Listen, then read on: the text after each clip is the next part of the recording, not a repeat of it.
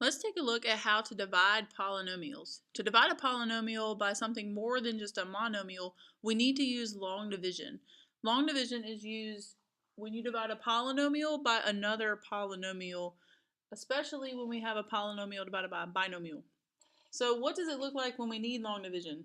Long division can look like any of these examples right here, and these are the examples we're going to look at on the next couple of boards. So you have a trinomial divided by a binomial written that way.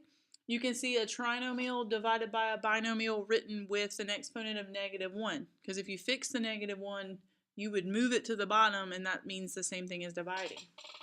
For this one, you have just a polynomial represented with the division bar over c minus 2. And for D, again, the division bar, and notice this one has the 2 in front of that number. We can still use long division for those as well. So let's look at these same examples on the next couple of boards and see what happens. Okay, so for example A, just like on that first board, I wrote it again. You want to rewrite it so it looks like the traditional long division you've seen before. So put your divisor on the outside. B minus 2 is divided into the polynomial, and put that underneath that big, like half rectangle, big box. So we take the first term of our divisor and divide it into the first term of our polynomial. So b cubed divided by b would leave you with b squared. So you could actually write that if you need to see that, or you could think about it in your head.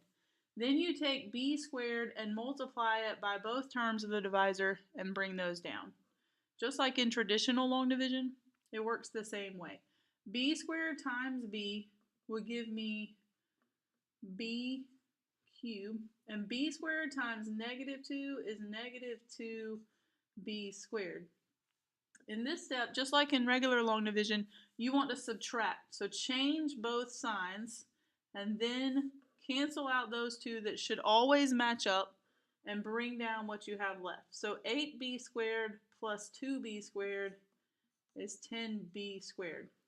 And you can go ahead and bring down -20b, or you could wait till the next step, but you don't want to forget about that term, so it might be good to bring it down. Then we start over again. So b is going to divide into 10b squared. So we can see that 10b squared divided by b, and write it up here, it would be 10b.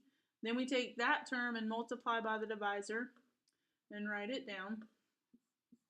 So 10b times b is 10b squared, and 10b times -2 is -20b. In this step, you need to subtract, so change both signs, cancel out the terms that are matching, which should match up each time right there.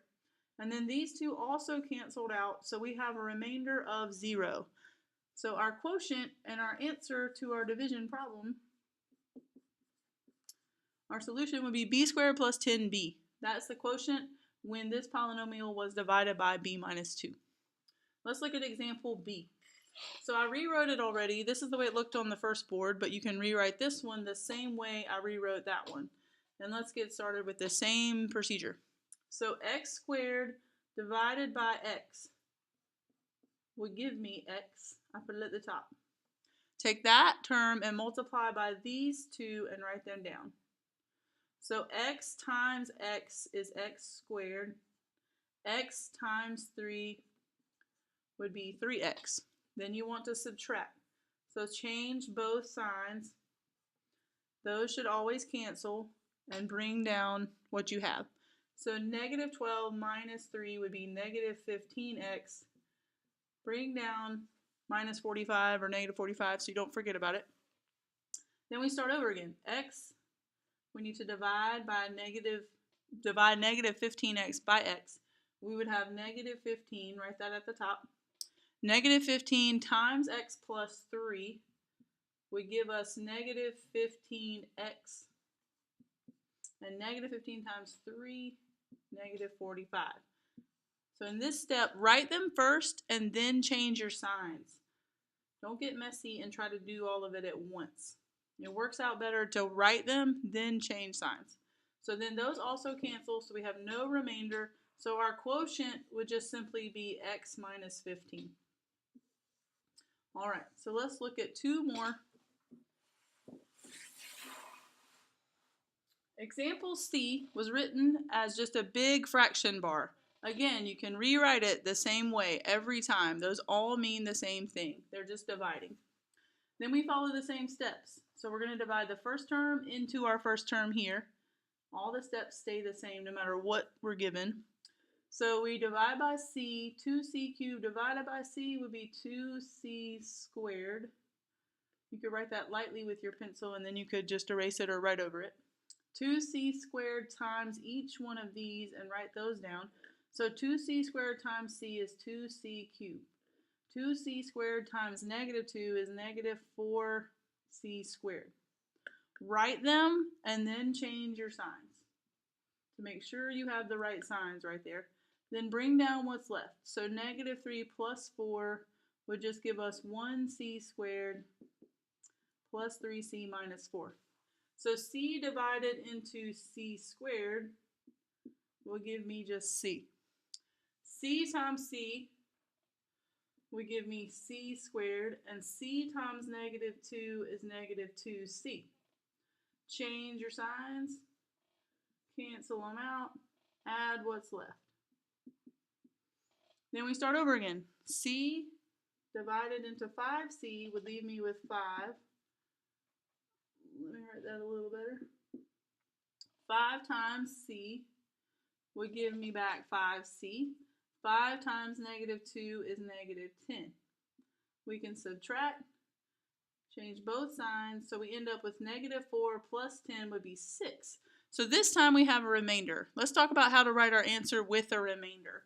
That is our quotient. We can put the 6 with r to the 6, like 2c squared plus c plus 5, remainder 6 can be written that way.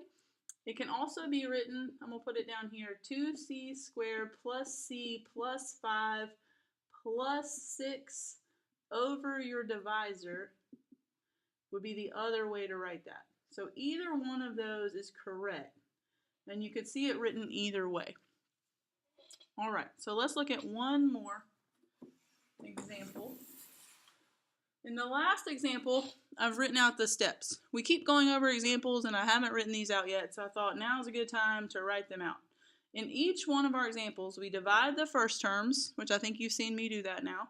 We multiply times the divisor. We subtract by changing the signs and adding. We bring down the next term and we repeat that process until we're finished. And then you just saw one example of how to write the remainder. So let's look at this last problem. This one has the 2, so the same steps work. That's what's nice about long division. The same steps work every time. All right, so the first term divided into the first term would be 2h cubed divided by 2h. Leaves me with h squared. So then h squared times 2h would give me back 2h cubed. H squared times 3 is 3h squared. So then subtract. You're subtracting that whole line right there, so change your signs. Those cancel out. We bring down negative 8h squared plus 22h. So now we repeat the process like we've been doing. 2h divided into negative 8h squared would be negative 4h. Negative 4h times 2h would give me back negative 8h squared, and negative 4h times 3 is negative 12h. Change your sign, add these terms together. So now we have 34h. We keep going. 2h divided into 34h would give us 17. So then we do 17 times the divisor. So 17 times 2h is 34h, and 17 times 3 is 51. We change our signs, so that turns into subtracting 51. So our remainder is negative 51, because you can't divide 2h into just a number.